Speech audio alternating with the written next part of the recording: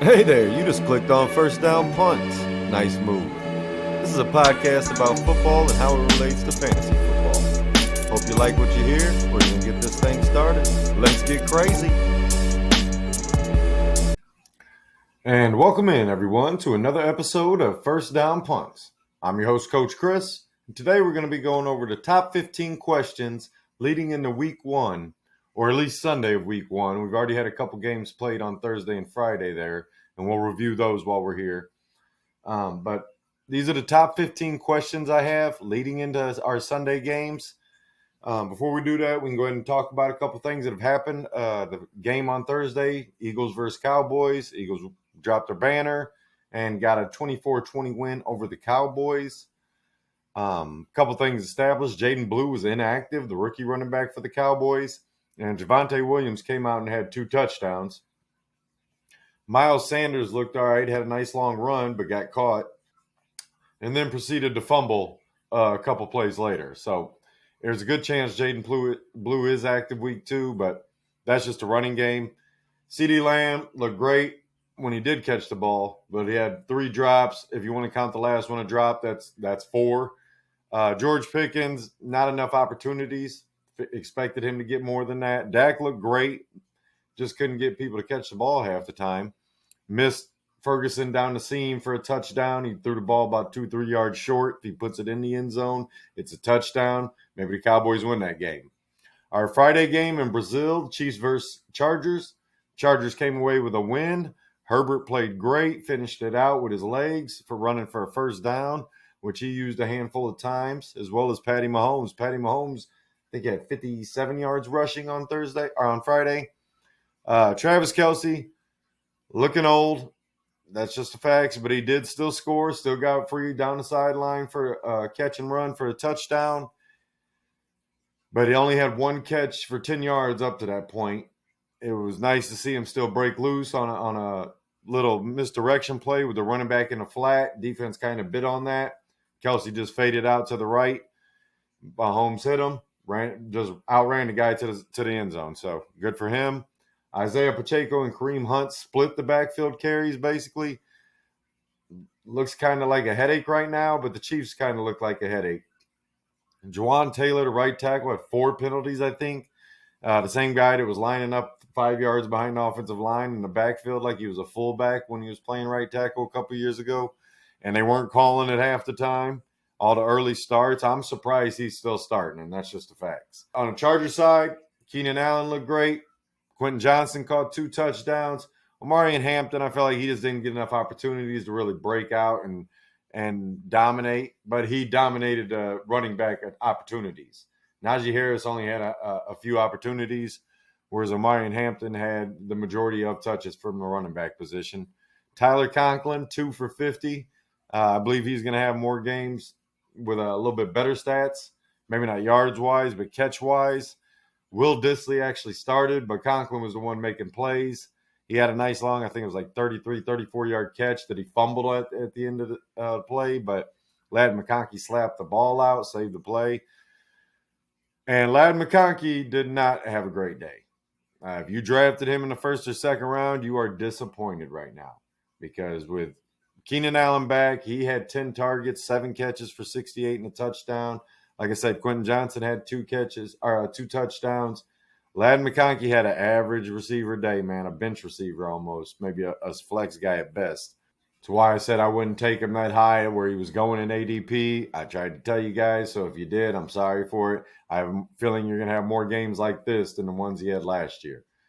But other than that, guys, Christian McCaffrey came up with a calf.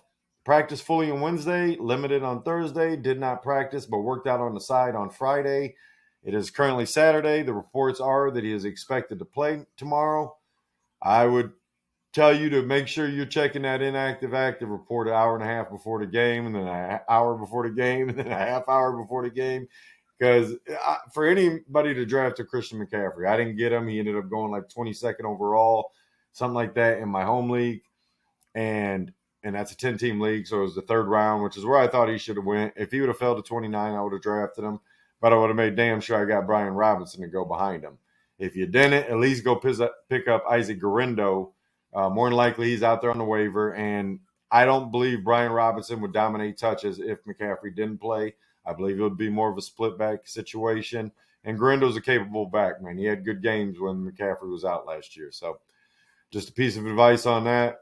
Tyreek Hill sounds like he's going to play. No problems. Devon Achane the same. Just a handful of guys. Like I said, an active list come out an hour and a half before the game. So whatever time the game starts in your time zone, whether it's 1 o'clock, noon, 3 o'clock, or 10 a.m., whatever the hell time you are out there out west, hour and a half before that inactive list come out. Just go check out any football website and you'll see them. Something to always pay attention to when you're wondering about, is this guy going to be active or not? So just a piece of advice for you when it comes to checking that. Other than that, guys, we're going to get into these 15 questions that I have leading into Sunday of week 1. We already got a little bit of an answer to a couple of them, but I had some things going on. Didn't get this video recorded before the Thursday game. So let's get into it. Number 1 on the list, can the Eagles repeat as Super Bowl champions? I think that's a pressing question for any Eagles fans and for the NFL as a whole. They did lose a lot on defense. In Thursday's game, that showed up a little bit. They proceeded to go out and sign free agent Zadarius Smith, defensive end, used to play for the Browns and was with the Lions for a little bit last year. Guy can help your team. He's going to be a rotational player, but still good veteran to have, good teammate. He always seemed like a good attitude type guy and a hardworking player, man. That's all there is to it. So good addition to that team. They're going to need some pass rush. They lost it with all those guys they lost to free agency. So that's definitely an addition that they felt they needed going into week 2. And they got 10 days to prepare, so he should have plenty of time to get out there and get in a rotation. But can the Eagles repeat? I believe they have a team that can still compete for a Super Bowl. Is it likely? Probably not. It's a hard road to get to the Super Bowl. To make it back, they're already dealing with some injuries themselves. It's just a hard thing to do to repeat. The teams that have, you see a lot of it was luck with injuries. So that's going to be a big part of it. Big thing about the Eagles game, I forgot to talk about in a part earlier, was that A.J. Brown and Devontae Smith didn't do much in that game. I didn't really go into the Eagles offense. Goddard, he had a great game. I didn't expect that. I can tell you that much. I thought it would be more of the receivers going into the game. So it's just a little weird thing. And Saquon had a great game. Scored I think 19 points in my home league, fantasy league, with catches and rush yards and a touchdown. Jalen Hurts had a great game with the 2 rushing touchdowns. Ended up with 23, I think it was, in my home league. So both players had great games. Like I said, they got the win. It was just how they ran. Like, they did what they did last year, which was, we're just going to run it with Hurts and Barkley a lot and then hit that underneath stuff. Jalen Hurts never threw deep, so that's something to pay attention to. And it's something to watch going forward. I think the Eagles will have to pass more when they play better defenses. Dallas did just trade Micah Parsons. Kenny Clark played well, but they were lacking pass rush, to say the least. And the Eagles ended up just scoring a field goal, I think it was, in the second half. It was 41 points in the first half and I think 3 in the second half. It was kind of weird. But all the same, I do believe the Eagles will be back in the playoffs. I do believe they'll be fighting for the 1 seed. But if they sustain a shit ton of injuries like any team, you're not going to be the same team, especially with the loss of depth that they've had. They need their starters to stay healthy if they want to have a chance to go back to the Super Bowl. I think they can. I don't think it's likely, though. So, question number 2. Can the Lions sustain the success they've had over the last few years with the new offensive and defensive coordinators? Kelvin Shepard was promoted from linebacker coach to defensive coordinator. We all know this by now, probably, as Aaron Glenn went to the Jets to be the head coach. And Johnny Morton came back from the Broncos. He had been with the Lions, I think it was in 2021, maybe 2020. So has an idea how the teams ran with Dan Campbell. I think it was 2021, yeah. So has an idea how the team is ran with Dan Campbell, knows what they like to do on offense. Actually had an opportunity to join the Bears with Ben Johnson and chose to come back to Detroit. And so I feel like the good thing about them getting new coordinators is both of these guys have been working with the Lions at some point in the Dan Campbell era. So it's definitely a benefit to have that familiar feel with the guys you have there. And as I've said with Kelvin Shepard, he was basically being groomed, being trained to be the defensive coordinator. They all had a good feeling Aaron Glenn was going to end up getting a head coaching job. He's a hell of a leader, hell of a teacher, hell of a coach. Think he's going to have some success there with the Jets.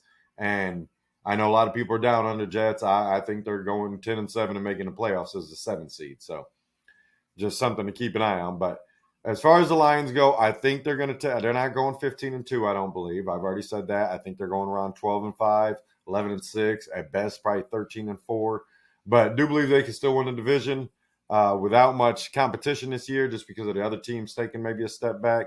Now the Packers getting Parsons. I didn't go back and change their overall record. Maybe it gets them another win in what I would consider what they have, but my biggest thing is their receivers, man. I don't know who they're throwing the ball to other than Golden and Romeo Doubs. Watson's on IR or the pup. I forget which one it is. Dontavian Wicks has been banged up all preseason. Just they're a team that could definitely make a trade for a receiver. And if Tyreek Hill becomes available, maybe they make a swing for the fences as they try to win a Super Bowl. But right now, I don't think the Packers are going to contend with the Lions for the NFC North. So I do believe the Lions are going to sustain that success. Like I said, they're not winning 15 games. I got them at 12-5, but I'm sure there'll be bumps along the road. You're not going to see the same trick plays that they had before. Probably more of a standard offense where you get some trick plays here and there, but not all the time. Still think they're going for it on 4th down. Still think they're going to be aggressive with everything they do, and believe that they have a chance to win a Super Bowl this year. So yes, I believe they will sustain success. Number 3, big question for the LA Rams. Will Matt Stafford's back hold up for the whole season? This is the biggest concern for the Rams. He is active for week, or is expected to be active. It hasn't get started yet, but everybody says he's playing. He got back to practice after having to get some treatment and a couple I forget what the damn thing, hyperbolic chamber thing they had outside the facility there. It's definitely a concern, needless to say. And Stafford at 37, I believe he is. He's going to take hits this season, guys. And if that back doesn't hold up, the Rams' chances go down quite a bit. I have them making the playoffs. I believe that is the 7th seed, maybe the 6th seed. At the end of the day, I'm not sure Stafford's back will hold up. I am worried sick about it. And for those of you that drafted fantasy players for the Rams, as I said in one of our other videos, I expect a 70% production compared to 100% with Matt Stafford. If Stafford goes down, I expect them to lose 25 to 30% of their production. The players around the quarterback, with Jimmy Garoppolo or Stetson Bennett coming in. I don't believe they'll have the same success. I believe they won't make the playoffs if Stafford misses more than 3 or 4 games. So something to look out for, something to be very concerned about if you're a Rams fan. Number 4, who wins the AFC West? Chargers got off to a great start in that Friday night game with Brazil, getting a win over the Chiefs. So the Chiefs are 0-1 and 0-1 in the division. Vice versa, the Chargers are 1-0 and 1-0 in the division. It's definitely a great start for them. I have the Broncos winning the division, tied with the Chiefs, but the Chiefs lost Xavier Worthy in that game, at least for a few weeks. Sounds like he had a dislocated shoulder. Average time for return is 3 to 4 weeks if it's not severe. It's definitely something to be keeping an eye on in the coming days to see what the reports are. Highly possibility they can make a trade for a receiver if someone's available on a team that doesn't expect to win a lot, or they have to overpay to get just so they have a receiver. Because, like I said, Kelsey didn't look like his old self. He still looked like he's going to help that team. You're going to be able to count on him as 10th, 12th, 14th best tight end. But he definitely needs to show me more, especially with Rice out on suspension and now Worthy out with injury. Travis Kelsey has to step up and show that he can still be that player, because Hollywood Brown catching 6-7 yard passes all day is not going to be sustainable without the threat for someone to beat them deep on a regular basis. And that's where Worthy was. So I do not have the Chiefs winning the AFC West again. I have the Broncos winning the AFC West.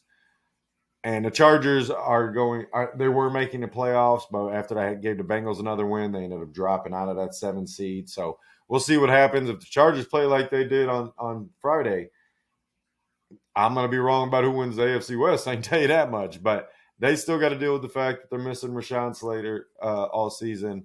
And hope that everybody else, that defense could play like it did, the receivers could play like they did, and the run game gets going a little bit better. They passed a lot in that game. Their pass rate to run rate was a wide margin. And if they're going to do that all season, it should be interesting for fantasy. Number 5, how good is J.J. McCarthy? I think that's the question most fans want to know, especially fantasy and Vikings fans. Vikings fans need to know, is Sam Darnold going to Seattle the best move for them? Should they have paid him to stay and told McCarthy to sit another season or two? These questions are going to be answered here in the first few weeks. I don't think the answer's coming week 1 unless it's just a fucking disaster. I think that if McCarthy comes out, goes 17 to 25 or something, 20 to 27, 20 to 29, you're going to have a good idea that, all right, he's getting the ball out. You can't have him throwing interceptions all over the place, though. You can't have him fumbling.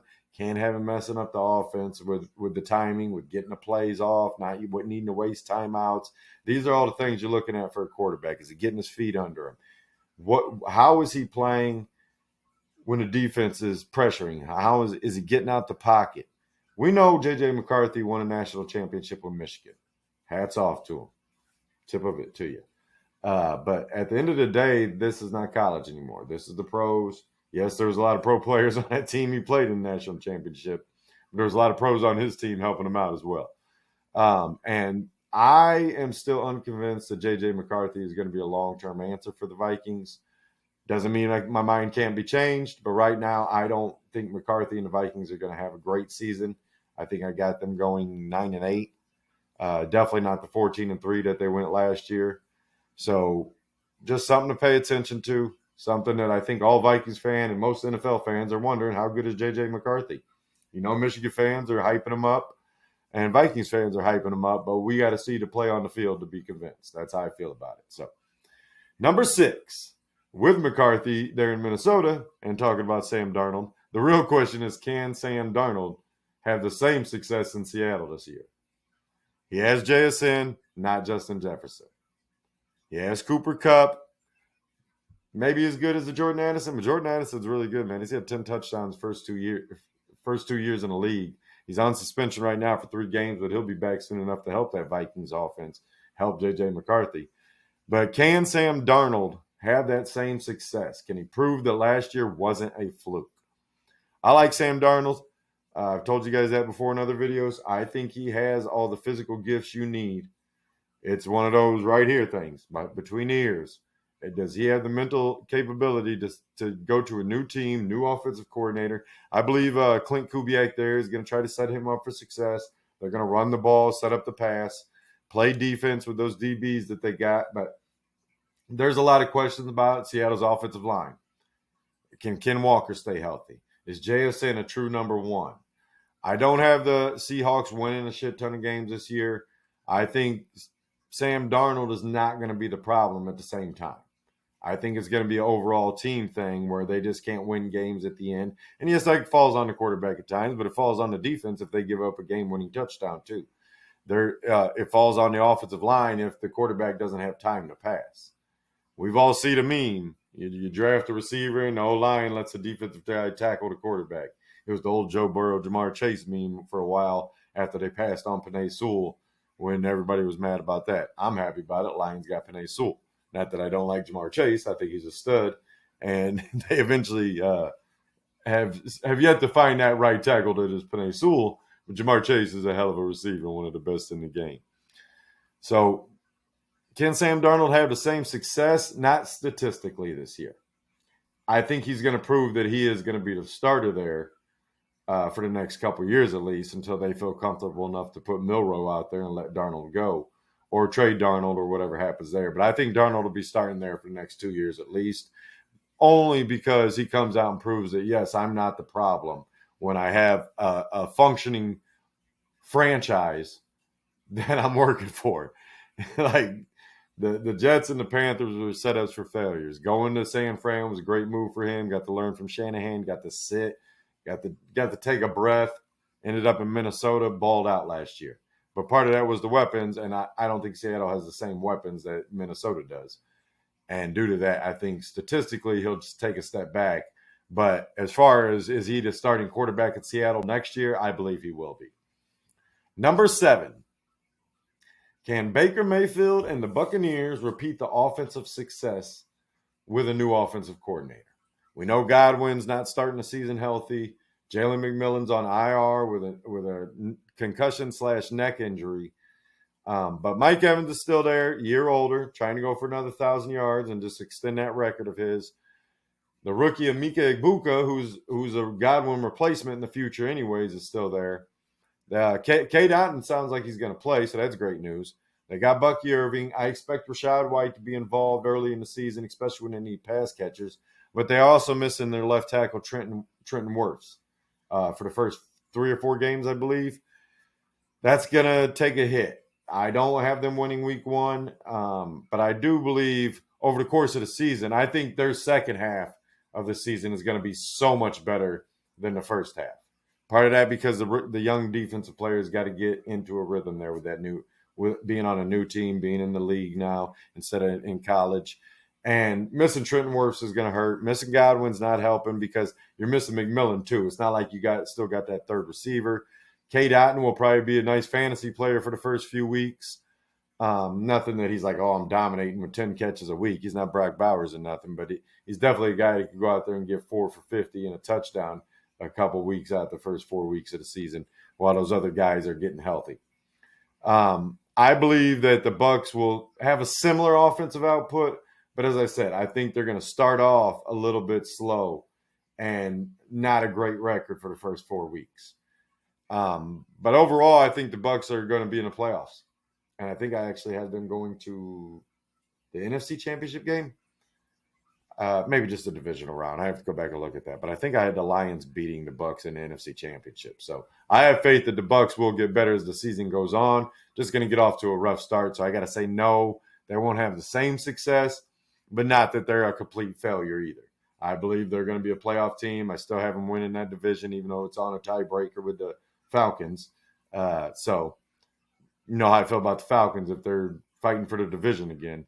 I believe that they have a chance to win it if the Bucs do fall apart. But I don't believe the Bucs are. I think Baker's proved, not at a couple years there, that, look, man, I could be a starting quarterback with good weapons around me and with the moxie that he has. He's matured a lot more than anything. That's the biggest thing with Baker for me. He's matured a lot. And that's why I don't think that he's going to fall apart this year. I think they're going to have that similar success as the season progresses. I think the first 4, 5, 6 weeks, you're going to be like, oh, shit, what is going on? I think the last 10 weeks, 11 weeks of the season, you're going to be like, there we go, we're back on it. We're doing what we were doing last year in 2024. And that's how they end up making the playoffs, by basically coming back from their rough start. Question number 8. It's a big question. Miami Dolphins. Will Mike McDaniels turn it around in Miami? We know what happened last year, hell, the last 2 years with Tua getting banged up.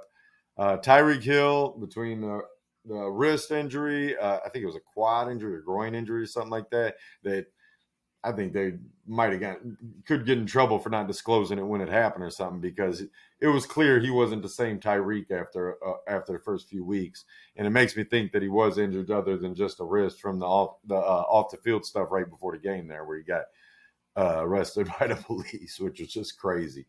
You don't see it. And then it happened to the golfer too. It was just like, this is some wild stuff, man.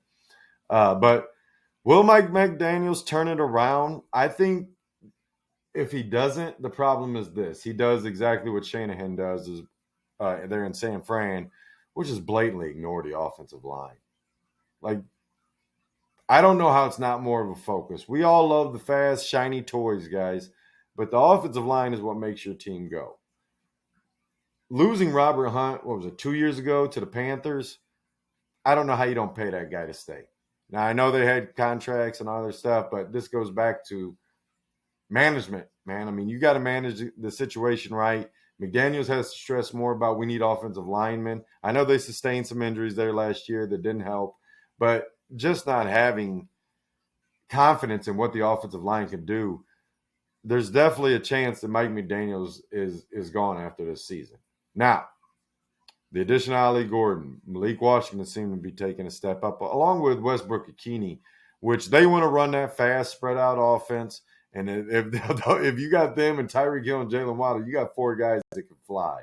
That's just a fact. Along with Devon Achane and Ali Gordon playing that Raheem Mostert role from 2 years ago, I think the offense could get back on track. I've already said this. I drafted Tyreek Hill and Ali Gordon in my home league simply for the fact that I want part of that offense because I believe it is going to get back to doing what it does. Now, Tua's got to stay healthy. That's just the facts. If he doesn't stay healthy, we're in trouble. But I got a lot more faith in Quinn Ewers than I did in some of the other guys. I don't like Zach Wilson. I hope they don't play him. I hope they just let Quinn Ewers come in and wing it. But at the end of the day, I'm going to trust that Tua stays healthy, smart enough to protect himself. They traded Jonnu Smith, so they don't have to worry about that tight end stealing a bunch of catches. It's going to be those receivers and Devon Achane and Ali Gordon, and it should be exciting again. That's what I'm looking for. Number 9, can Houston Texans compete for a Super Bowl? The answer is simple to me is yes.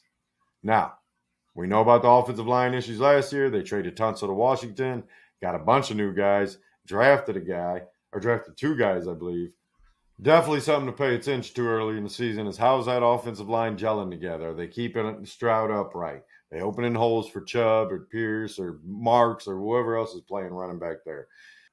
I believe Chubb's going to be the starter there. I believe Chubb's going to be a fine starter. I don't expect him to be running for 150 yards like he was in Cleveland, but I think Chubb's going to be a damn fine starter, probably average around 70, 75 yards a game.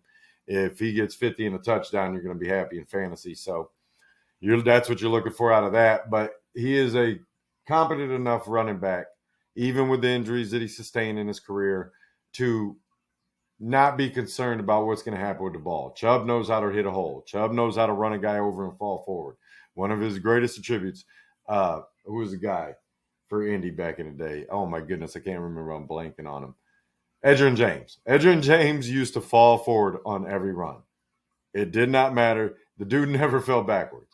Chubb is just the same way. He's just a big, strong dude that he might not outrun you, but he's going to run you over any chance he gets. But in my mind, Chubb's going to be able to keep that offense going on the ground. And with Stroud and those receivers, Christian Kirk's banged up. He popped up on the injury report. Going to miss the first few weeks, it sounds like. Definitely out week 1. But with Jaden Higgins and Jalen Noel, they still got Xavier Hutchinson. They traded John Mechie to Philly earlier in the preseason. But with Nico, Jaden Higgins, Jalen Noel, Dalton Schultz, they still got competent receivers out there, pass catchers. The Woody Marks kid might end up being involved on pass plays, like 2-minute warning type stuff. But I think with Chubb and Pierce, they'll be fine at the run game. If Mixon ends up coming back this season, it's just going to improve their run game and help their chances at a Super Bowl. So do I believe Houston could compete for a Super Bowl? Absolutely. I don't have them making it there, but I do believe they can compete for one this year. On to number 10. Number 10. Is this the year that Trevor Lawrence finally becomes what he was drafted to be, which is a number 1 overall pick, a franchise-type player, generational-type talent, all the phrases they use? To this point, he has not been. To me, it's a little bit late to say, oh, he's definitely going to turn into that. I was one of the biggest Trevor Lawrence fans. I was ready to trade Matt Stafford to get the number 1 overall pick because Stafford was still on the Lions when Lawrence got drafted. I was a big believer in Trevor Lawrence. The first year with dumbass head coach, all right, I can throw that out the window. Doug Peterson comes in there. You see an improvement. He had a really good year 1 year. Then last year he gets banged up. He's out. It's like, man, Lawrence, we need you to stay healthy. Now they draft Travis Hunter. They traded up from 5 to 2, gave him next year's first-round pick. Just came out. Travis Hunter is going to play as a full-time wide receiver 2 there with Brian Thomas Jr. I still believe Parker Washington will be that third receiver there, along with Brenton Strange at tight end. So plenty of pass catchers. Bigsby's got some decent hands. Etienne's got some great hands as a pass catcher. Definitely believe they'll both be involved. Bayshaw Tootin maybe grows into something over the course of the season, or if they trade one of those other guys. But Lawrence has all the weapons around him that he needs to be successful. The offensive line, yeah, you'd love it to be better, but who doesn't? But this is on Lawrence. This is the year that Lawrence has to prove that either I'm going to be the franchise quarterback for the rest of the time, or I think Trevor Lawrence can be traded in the offseason. If they come out and they go fucking 6-11, and it's not because of injuries, or if Lawrence gets hurt, maybe that's still the same situation. We're just tired of it. We're going to be looking for something new. Cleveland, you need a quarterback? Here's Trevor Lawrence. New Orleans, you want a quarterback? Here's Trevor Lawrence. Now, I believe Trevor Lawrence is going to have a good year this year. I don't know if it's going to be mind-blowing out of the water. It could be like 4,000, 3,800, 4,200 range, somewhere around there. Probably like 27 to 30 touchdowns with Hunter and Brian Thomas Jr. They're both very talented kids. Brian Thomas already showed what he could do. Travis Hunter's about to show what he can do. That's why I expect a lot out of Trevor Lawrence this year. I expect he's going to prove, yes, I am your quarterback for the next 8 to 10 years. Yes, Liam Cohen could be our head coach for that entire time. If his offense comes out and works what he's doing there in Tampa, he can bring over there to Jacksonville. It's going to be a really good situation for Trevor Lawrence. So I'm in on Trevor Lawrence. I didn't get to draft him in my big league, but still a believer in Trevor Lawrence. Still believe he's going to take that next step this year. Who will finish as the Cowboys' RB1? Number 11. As I talked about earlier, the Cowboys' running back one was Javonte Williams because he had 2 touchdowns. Definitely finishes the RB1 in game 1, in week 1 here for them. I think he had like 57 yards or something like that in those 2 touchdowns. Decent day. Would have been happy to start him with those 2 touchdowns. That's all there is to it. Like I said, Miles Sanders had a fumble. That's going to hurt his opportunities. I expect Jaden Blue to be active next week. Thought it was really odd that he wasn't. There were some rumors early in the preseason that he wasn't working very hard. He was a little banged up. He missed, I think, the 2nd and 3rd preseason game. So that might have been part of it. But he was off the injury report and still inactive. That surprised me, which makes me believe Javonte Williams, if staying healthy, will be the RB1 the rest of the season. And that's just, we all didn't want to believe it. We all expected someone else to come in or for them to trade for someone. At the end of the day, they signed Javonte and Miles Sanders. They said, it's up to you guys. Sanders fumbles in the first game. Javonte Williams is probably going to end up being RB1 here. I was wrong about Jaden Blue. I'm okay to admit that. And in the moment, I still believe Jaden Blue is going to end up getting involved over the course of the season. Maybe build up to that number 2 back. Do not see him being the number 1 running back in Dallas this season. Number 12. Does Michael Penix finish as a top 10 quarterback in fantasy football? The simple answer to this is almost. I think he's going to end up as like the number 11, number 10, number 12 quarterback, right there by it. And I think he's going to have a great season there for Atlanta. I think Atlanta's going to make the playoffs. I think Drake London, who I got as my number 1 wide receiver, I was already in on Drake London before I drafted him. I just got lucky and got him at 29 in my home league. So it's a 2 QB league, so don't be like, oh my God.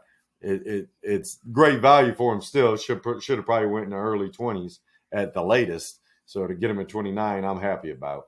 But I believe he is a true number 1. I believe Darnell Mooney, who although might not play week 1, he's still questionable for the game. Ray McLeod can fill in that role for a week or 2. But Darnell Mooney is going to be the guy they really need if they expect to make a run this year. I believe Michael Penix finishes, like I said, 11th, 12th, 13th best quarterback, just outside that top 10, but will be picked much higher next season in fantasy football. And don't be shocked if he does finish as the 8th best quarterback. He's special, man. I like the kid a lot. I probably should have drafted him instead of letting my buddy get him in the big league. I got him in a handful of other leagues because I'm in on him. I drafted him as a rookie, didn't care that Kirk Cousins was there. I love Michael Penix as a quarterback, as a prospect. I think he's going to be special there in Atlanta and going to be their franchise starter for a while. Number 13, we talked about it earlier. Can Christian McCaffrey make it through the season? Niners fans want to know. Fantasy players want to know. Gamblers want to know.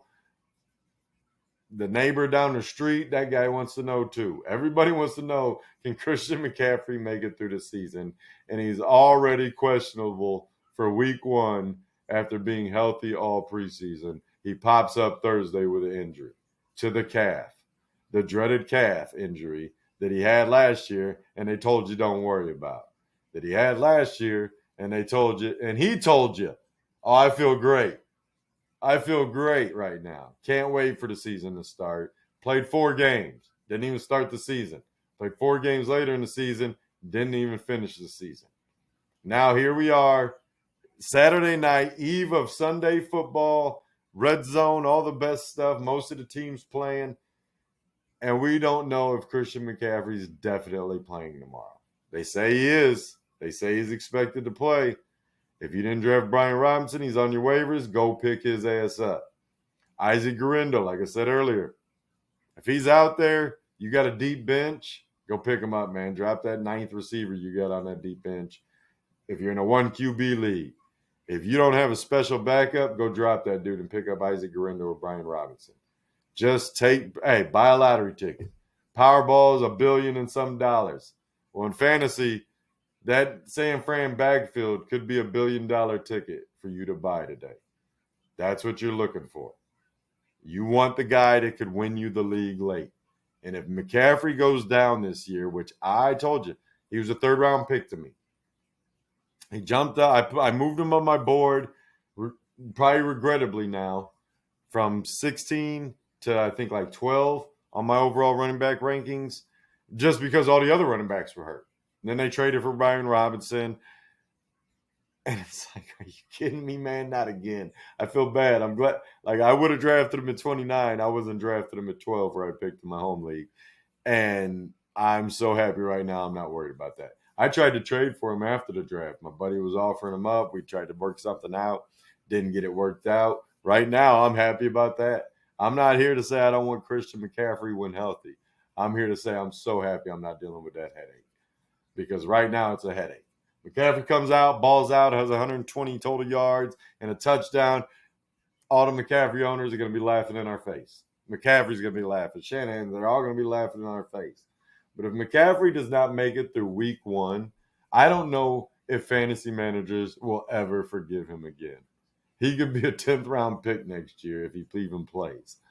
It's just something that is going to be probably the most important thing to pay attention to in fantasy football tomorrow is Christian McCaffrey playing. That's just the facts. I don't have faith he's going to make it through the season, though. That's all there is to it.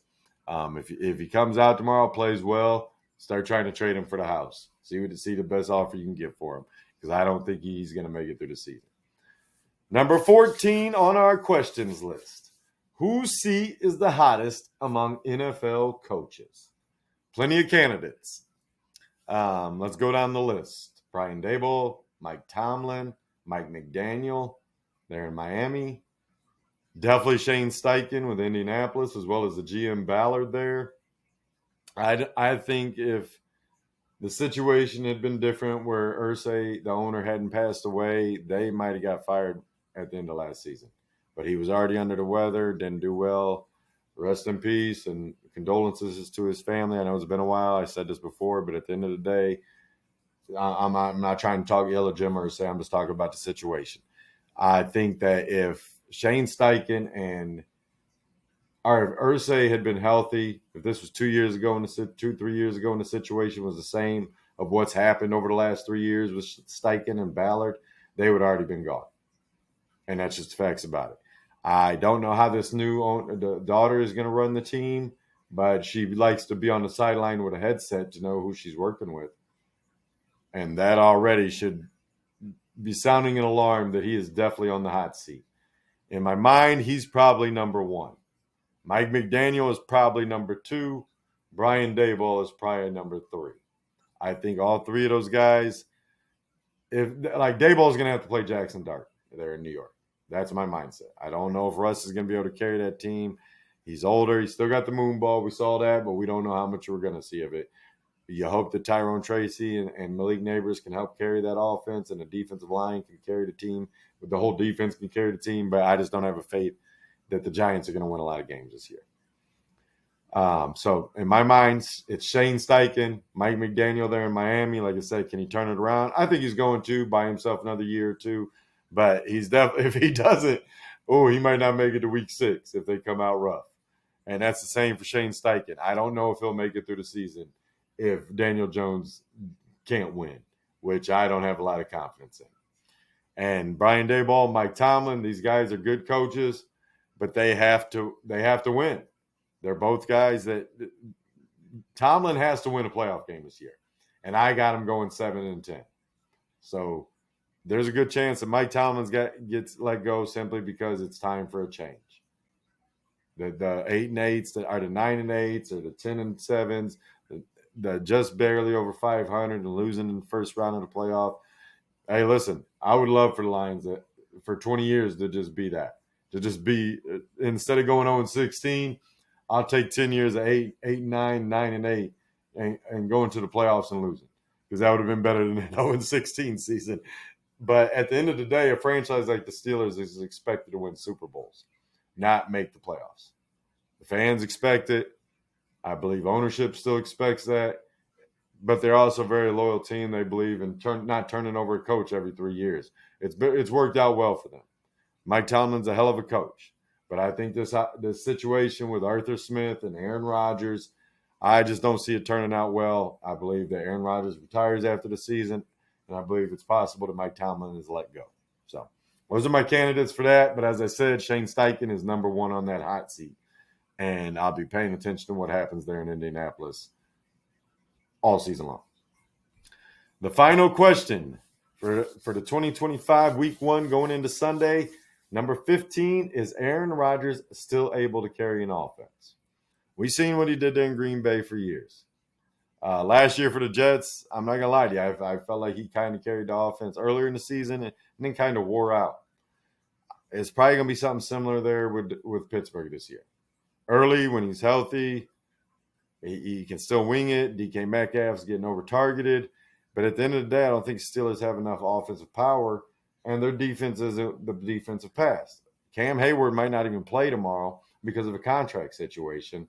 And Aaron Rodgers, like I said, last year, although was getting good fantasy stats at times, was not an efficient quarterback, the guy he used to be. And that's part of why I don't have Pittsburgh going better than 7-10 this year. I just don't see Aaron Rodgers being able to do what he used to do. And it's always hard watching great players go out like this. Instead of retiring a year or two ago, he's going out and possibly not making the playoffs the last few years. Coming off the injury 2 years ago. Last year, the Jets don't make the playoffs. He goes here to Pittsburgh. It's one of those things where, are you killing your legacy? No. Aaron Rodgers is still one of the best passers of the football of all time. But it's definitely not adding to your legacy. That's all there is to it. And that's why I partially believe Aaron Rodgers will retire after the season, because if they go 7-10, there's no reason for him to come back. It should just be proved at 41, 42, whatever it is, that it's over, man. It's time to let go. And I believe that's what we're going to watch there in Pittsburgh this year. So those are my 15 questions heading into Sunday, Week 1. Let me know what your guys' questions are. You guys got any pressing questions that you need to know about your team? I'm interested to hear them. Maybe I can answer them, give you my opinion on them. But other than that, we're going to get out of here for today. Hope you guys are having a good afternoon, good evening, good morning, whatever time you're watching. Till next time, I'm out. First down, Punts!